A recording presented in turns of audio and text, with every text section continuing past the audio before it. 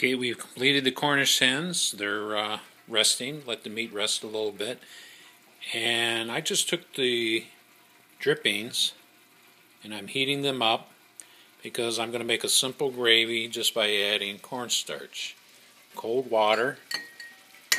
Definitely cold water. It helps. A couple tablespoons and about a cup of water.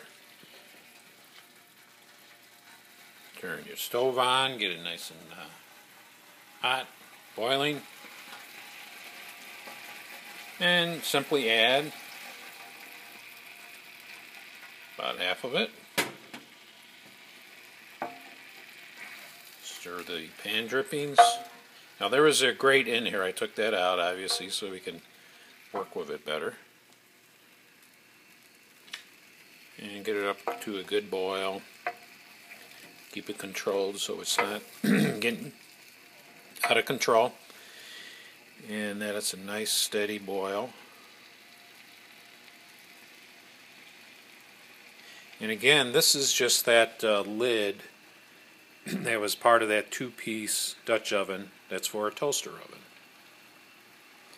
So the cornstarch is going to be a simple way of thickening and making good gravy. So I just wanted to point that out. Cold water, cornstarch. Some people use flour. Cornstarch, I think, gives a better consistency for the gravy.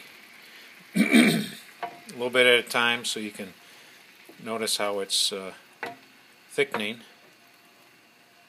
and let that cook because the cornstarch itself will start to solidify as it's being cooked.